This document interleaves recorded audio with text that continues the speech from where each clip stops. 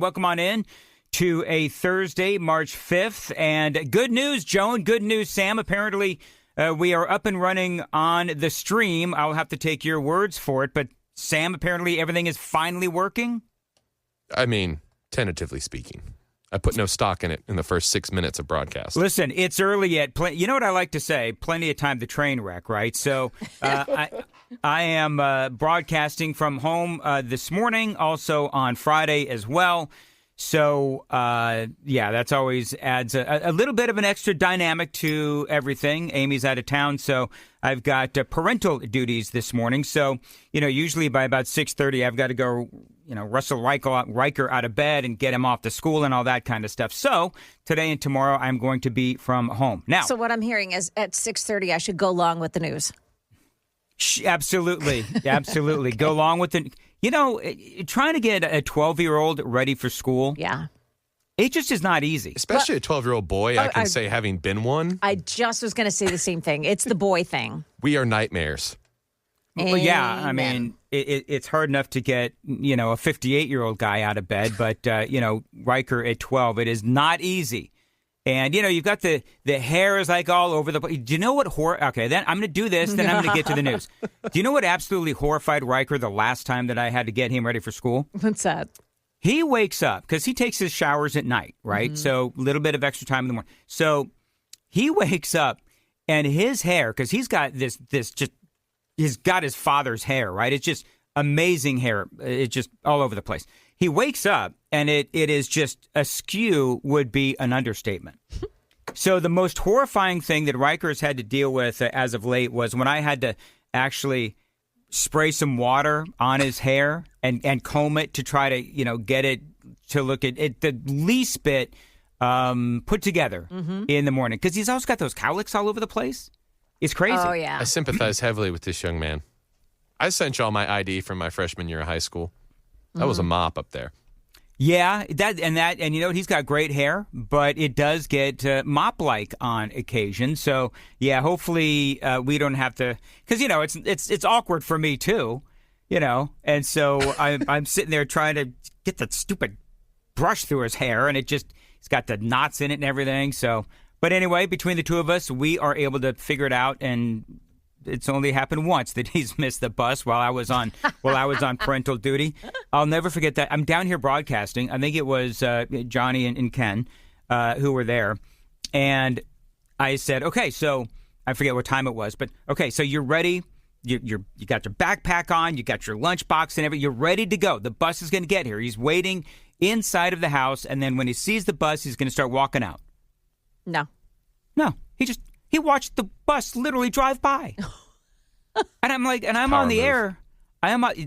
That's what I thought. I thought, oh, this is like a power move. So he walks downstairs, and I'm in the middle of a segment, and he's standing there. And I'm talking on the radio. I'm looking at the clock, and I'm going, why is he not on the bus?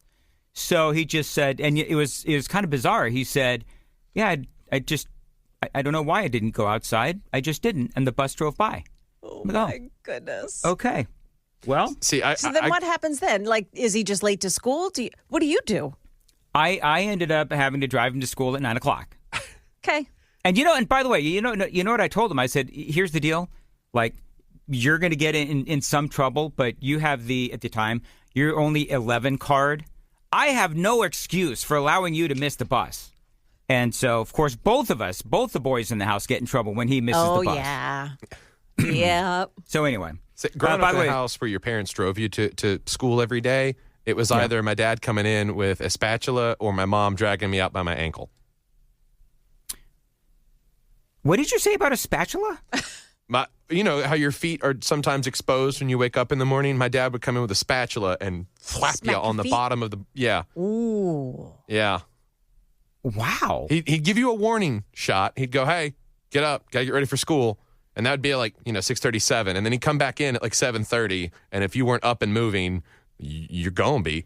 You know what the problem is? Like when you're the I'm going to call it the bonus dad, the stepdad, whatever. I can't use any kind of abusive measures. Gotta get creative. And it takes all the fun out of parenting. I'm kidding. I am kidding. One of the things I've seen that's worked in your role is, this is no offense to Riker, but like the spray bottles that people hit their pets with. Yeah. Do you know what? Yeah. I could totally. I've got one too. You could get one of those nice Nerf automatic water guns. I think that'd actually be pretty funny. I think that'd actually be a lot of fun. Our household was heavy on the Nerf guns. Really? Oh my gosh, yes. So you can we've got Nerf guns here too. We've got Nerf guns. We've got all kinds of stuff. They'll scare them. They'll shock them that you did it, but they're never going to hurt anything. The slowly waking teenage mind is not sharp enough to understand what's happening when Nerf darts are flying at them. Yeah. Do you know what the great thing though is that and this is Riker. I like to have fun with Riker. I don't necessarily think he finds it fun. So yesterday, I'm gonna relate to you, and then I promise I'm gonna get to the content. Okay, fine. But yesterday, this is the kind of fun that I like to have with. I call him the youngling, and that's a Star Wars reference if people don't get it. So he's going to get cut down by the Sith? That's exactly right, and I'm the Sith. So he was at Dungeons and Dragons yesterday, and he asked me to. He said, "Hey, can you pick me up now?" And I said, "Who is this?" And he says, "Riker." And I said, "Pranked ya." And he just did not find that funny at all. Oddly enough, neither did his mother. She said, "You're going to give that boy a nervous breakdown." It's like, I'm just trying to have fun with him. That's all I try to do is have fun. Whatever. Can I just be honest? It feels a little weird being at home and you guys being there. Because I can see Sam and I can see Joan way over there. I can't do it now. So it feels, I'm a little fish out of water, if you know what I mean. Fish out of watery. Every Friday I feel the same way, but you'll get comfy. Yeah, well. Please tell me you have like slippers on or something. I do.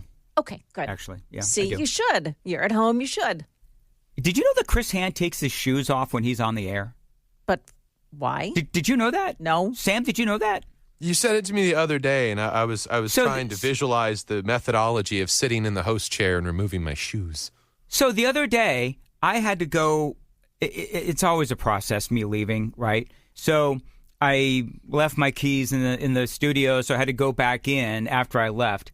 And my keys are on the floor, so I go down to get the keys, and I'm like face to foot with his socks. Oh gosh. And I'm like, what? Why are your shoes not on? And in typical Chris fashion, I love Chris. In typical Chris fashion, I always take my shoes off when I'm on the air, and I'm like, oh, how did I not know that? He didn't. I really don't care if that's what he wants to do. I mean, he's a clean individual, so it's not that big of a deal. It's not like Chad comes in and the studio smells a foot, if you know what I mean. There's a foot smell of foot. You're telling me that there's not a smell. Oop, queued it up wrong. You want to try it again? It's only in the 5. We like all of our screw ups happen in the 5. Well, most of them. Well, for you two, they happen in the 5. For me, it's the 5, the 6, the 7, and the 8. Finally, I'm done with all my screw-ups in the 8. All right. Oh, there you go. Okay. Ta-da. That's a long way to go for that, Sam. Yeah, sure was. We'll get it right the next time we bring it around. That's how disturbing it should be that someone is shoeless in that studio. You know, it really... That song's about death. It is? Can you smell that smell? Yeah. The Smell by Lynyrd Skynyrd is about someone overdosing on heroin. What a happy little song and a happy little man. The smell of death around you. That's I just thought it was like somebody who didn't take a shower. Well, I mean, technically, a corpse is not going to shower. That is very true.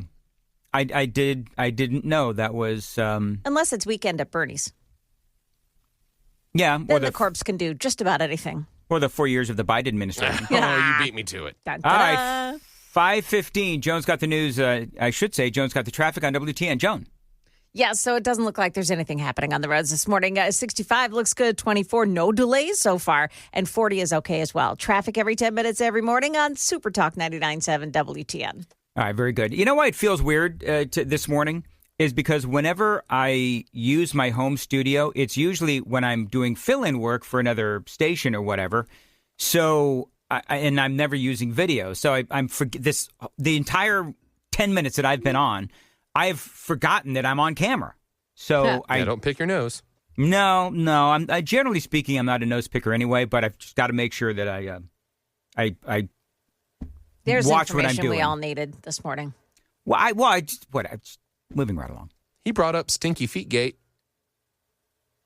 You know what we ought to do? We ought to ask Chad Benson, does the studio, when you come in, does it smell like Does it remind you Chris Handfoot? Does it remind you of playing soccer over in Europe? Chris Handfoot. Huh? Isn't that good? Yeah. I'm I'm sorry. on fire this morning. Yeah. I'm sorry I've come down with some Chris Hand, foot, and mouth disease. Oh, very good. Anyway, but just so we're clear, I'm not making fun of Chris. I love Chris. I didn't know what a couple of years he's been with us. I never knew that he's a shoe taker offer when he's on the air. I had no idea. Does it help him to feel more grounded? I mean, what was his reasoning for it? Or did he have none? I think just comfort. I don't know. Actually, that's a really good question. I don't. But you know what? That's something maybe I ought to try when I'm in the studio. Is just take off my shoes and see how it feels. P.S. Sam, let's never go in the studio. I was about to say, what? you can come get your documents from me, sir. I'm not coming in there. I take a shower every single morning. I go in there clean. Moving right along. All right. So I had a conversation with somebody yesterday, and I thought it was an interesting discussion because it's somebody who feels like Pete Hegseth sounded a little too warmongery yesterday. Listen to this. Long. We're playing for keeps. Our warfighters have maximum authorities granted personally by the president and yours truly. Our rules of engagement are bold, precise, and designed to unleash American power, not shackle it. This was never meant to be a fair fight, and it is not a fair fight. We are punching them while they're down, which is exactly how it should be. Thus far, Operation Epic Fury has delivered twice the air power. All right, so that is Pete Hegseth. And does he sound too warmongery there? If we're at war, then don't these people understand that in order to save American lives, we have to fight on offense? I mean, one of the reasons why Ukraine has not defeated Russia is because, we back during the Biden administration, we would only give them just enough to not win and just enough not to lose, right? So it kept the war going. And so bottom line is the longer that this war continues on, the more our troops are at risk. So I don't think that Pete Hegseth sounded like a warmonger. I think that he sounded like he is very confident as the guy who is in charge of the war. That's number one. Number two, the tougher you are, the more lives you save. And by the way, the quicker that we dispatch of Iran and their military, the more Iranian lives will be saved as well. I don't know. I don't know why there's so much hand-wringing over his attitude yesterday. It's like Pete Hegseth sounds like he's enjoying killing people. You know what? War is hell. And the Iranian regime had every single day they could have negotiated some sort of a deal with the Trump administration. They are the ones that chose not to. They are the ones that chose to be incredibly dismissive of the Trump administration. So for me, I'm not crying any tears over lost Iranian lives. Did you see, by the way, Joan and Sam, the Periscope view of that big old ship being sunk yesterday? Yeah. Oh my God! It knocked it completely out of the water. I mean, that video is. I mean, it's terrifying. I can't even imagine what it would be like to be on that ship. By the way, from what we understand, what did you say the death toll is? 87 dead and 50 something survivors. 87 dead. I think I saw 32 survivors, and they were kind of pretty much all picked up by a Sri Lankan naval vessel that is gathering the bodies and the survivors. Okay. So again, I mean, when you are at war, this is what we do. Now, does Pete Hegseth sound like he's enjoying this? We got to remember that our enemies are watching these news conferences as well. So the more confident that Pete Hegseth sounds, the better it is for our side. because Iran, I mean, we got to be honest. I mean, Iran is getting their tails absolutely whooped. I mean, they are. We have sunk, from what I can tell, we have sunk every single battleship. We have destroyed their entire navy, as a matter of fact. And now, this morning, word is, and I told you about this yesterday. Remember, yesterday, I think it was about this time, I reported to you that we've been arming the Kurds in western Iran.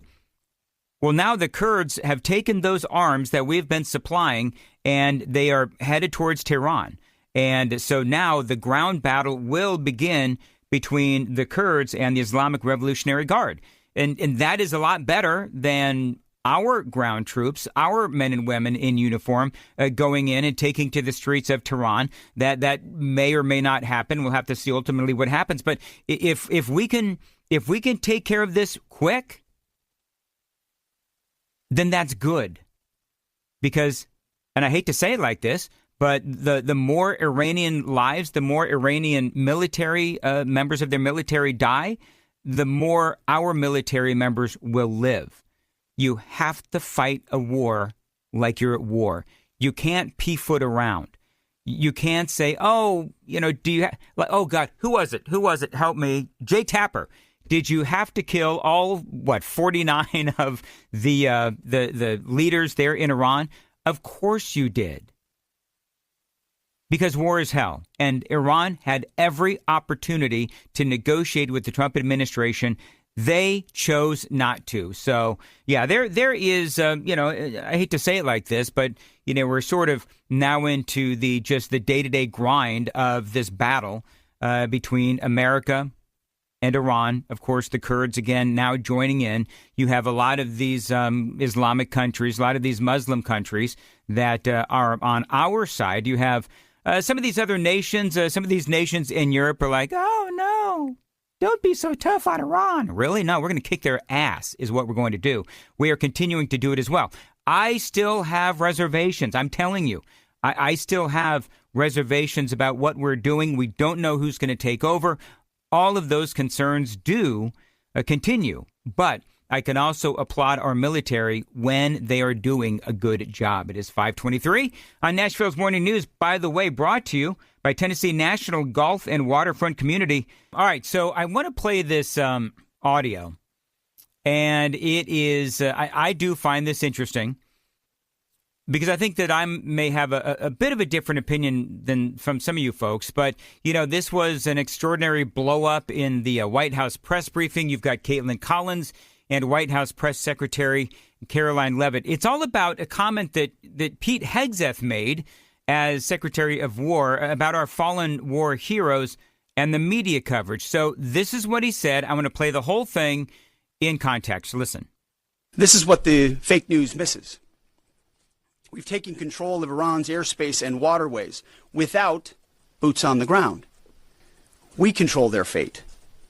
But when a few drones get through or tragic things happen, it's front page news. I get it. The press only wants to make the president look bad, but try for once to report the reality. The terms of this war will be set by us at every step. So that is, of course, Pete Hegseth, and he's talking about the fallen in the war. Now, one of the things that Caitlin Collins says to Caroline Leavitt is that he is saying that the media only covered the names of the fallen because they want to make Donald Trump look bad. And so I'm going to play this again. This is just a shorter version. But when a few drones get through or tragic things happen, it's front page news. I get it. The press only wants to make the president look bad, but try for once to report the reality. So I get where he's going, and I get what he is saying when he says, but try for once to report the reality. The terms of this war will be set by us at every. So I don't believe two things can be true, right? So I don't believe that the media reporting on the deaths of our fallen military is not to make Donald Trump look bad. I mean, that is a very big part of the story. And I'm the last guy to ever really stand up for the media, but it is their job to report the news and not the propaganda. So they did report the fallen war heroes because that is part of the story. What's the first thing that I read when I jumped on the internet that particular day, yesterday, a couple of days ago, whatever, the story about the American lives lost. So two things can be true and also not connected. The media did report on the fallen heroes, front page news. It's a negative story, but it is a true story. But what Hegseth is saying is that anytime the media can take a swipe at Donald Trump, they will. That is absolute truth. You know, it may not be about this particular story, but the overall attitude of the media is that Donald Trump and his administration can do no right. And they go after him day after day. And so that is what Pete Hegseth is saying. You know, he probably shouldn't have connected the two the way that he did, but he did. So now there's this battle that has been going on between Caroline Leavitt and Caitlin Collins.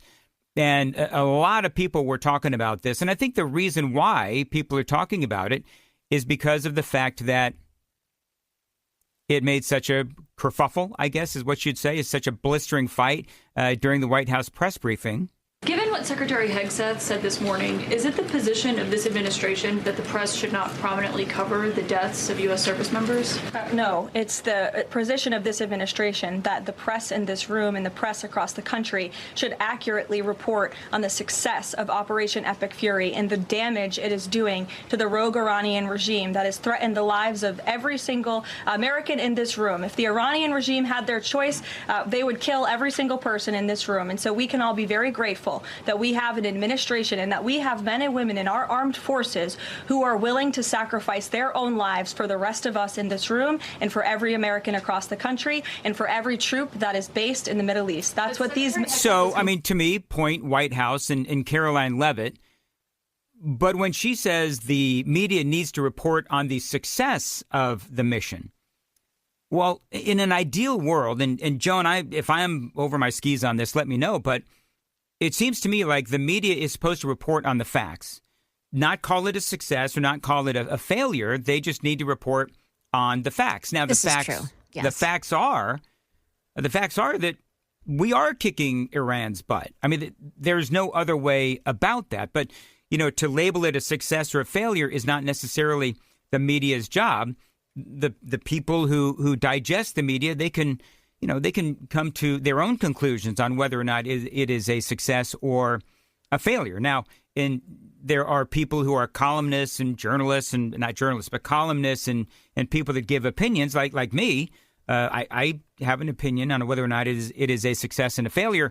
But the media's job is just to report the facts. One of the things I would say is the media is always harping on the negative, always.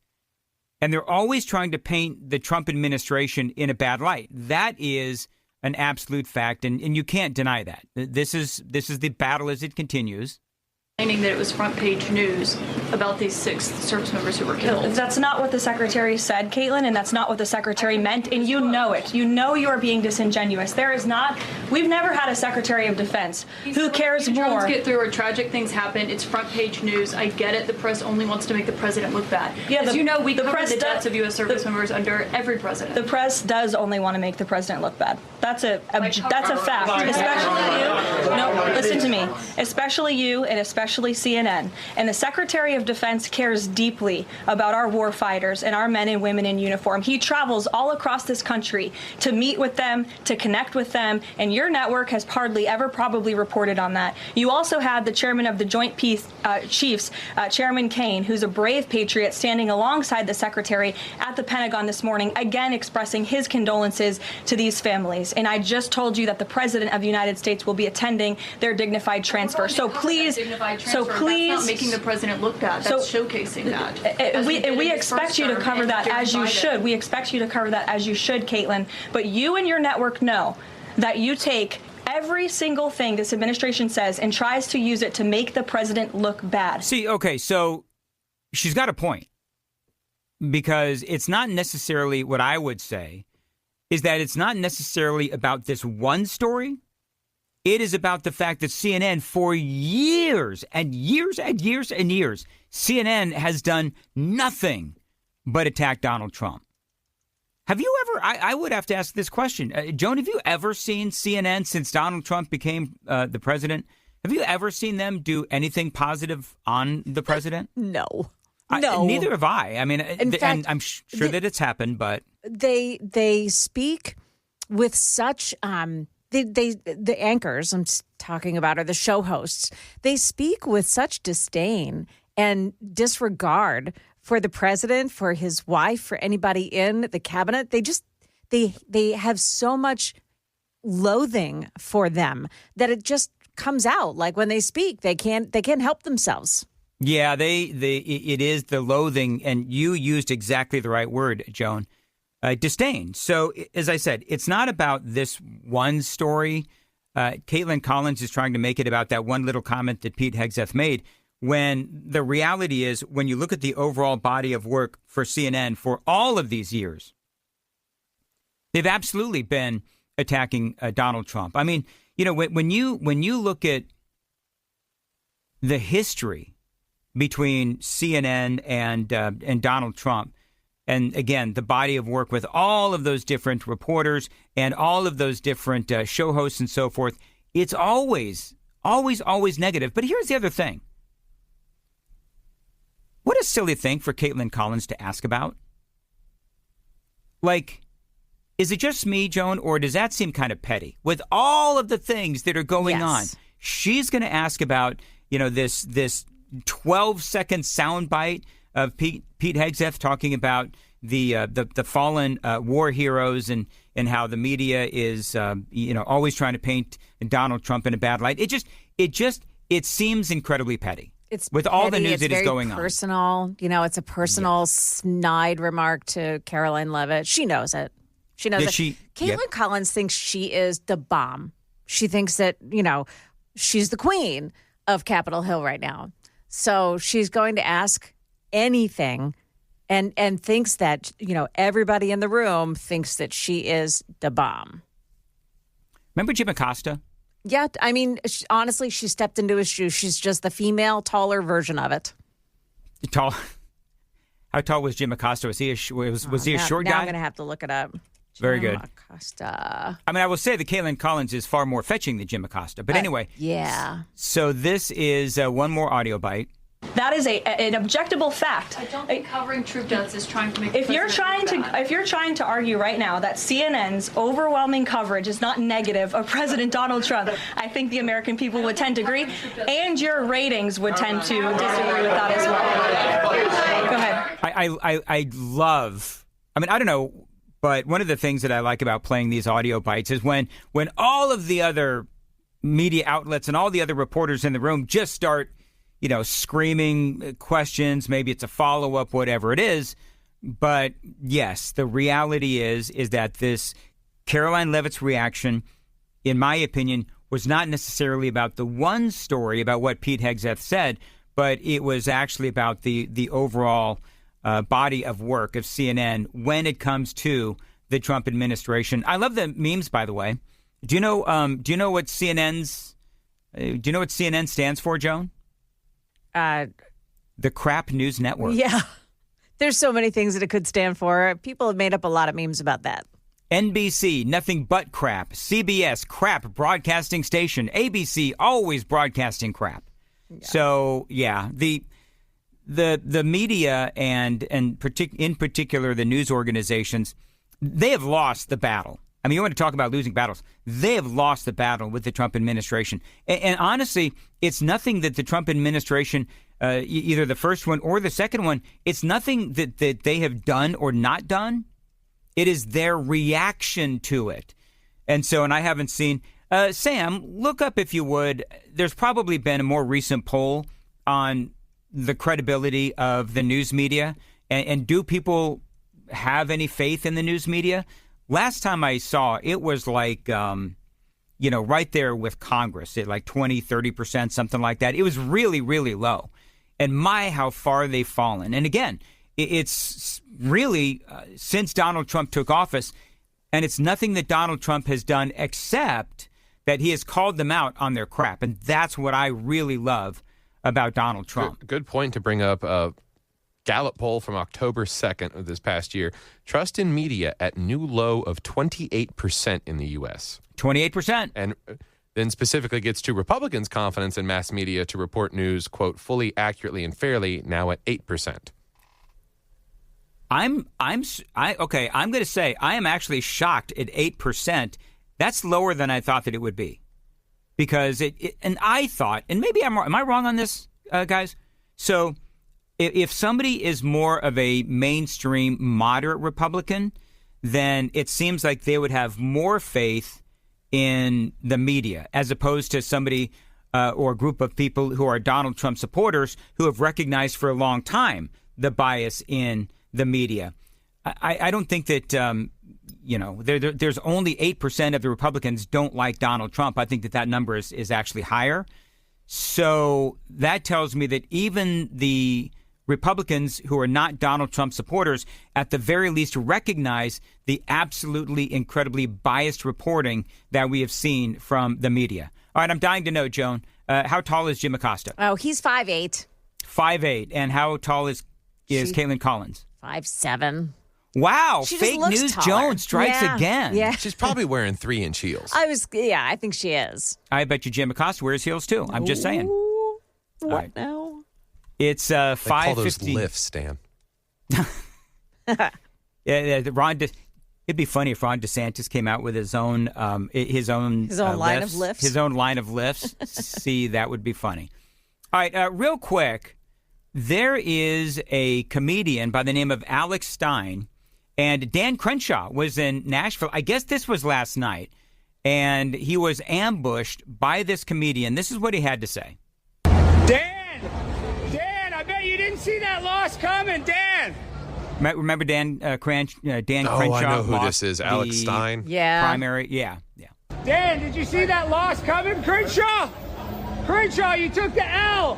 Hey, Crenshaw, you took the L. Did you see that coming? I know you only got one eye, Cyclops. You see, come on, man.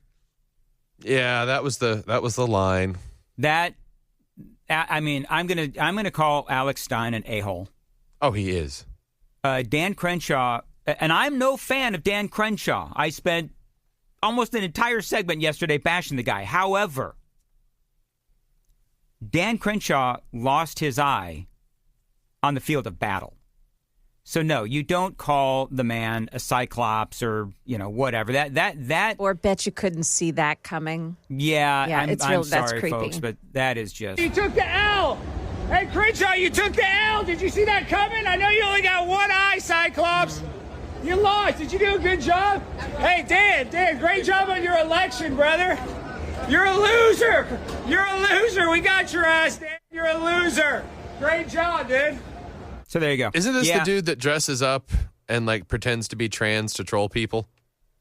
I don't know. I've never heard of the guy, different. and I'll be honest with you. I hope I never hear from him again or about him again because I number one, I resent having to defend Dan Crenshaw, but I think that this is a guy who again lost his eye in the field of battle, and I think if you're gonna go after Dan Crenshaw, there's a lot of things to go after him about. But calling him a big one-eyed cyclops is just not cool. Nope. Not digging it. Sam, what do you think? Alex Stein is the guy that chased Alexandria Ocasio-Cortez up the steps. Do you remember that? He chased her up the steps. Why?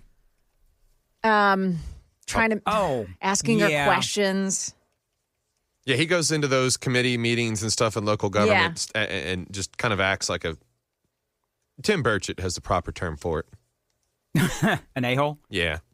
Well, and I don't know, is this guy like a conservative? Yeah, he's conservative leaning. Right, Okay. but he's pretty crude. Yeah. I do have that video.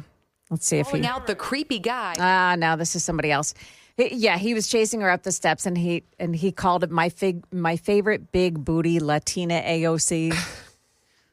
He once said that we need more transgender people in the military because they're pretty good at killing themselves and each other. Okay. Yeah. It's Anyway, very dark. so Yeah. Not I mean, funny. he's got a history of being, not funny. Here we are, though, talking about him, which is exactly what people like him are looking for. Yeah, So, sorry.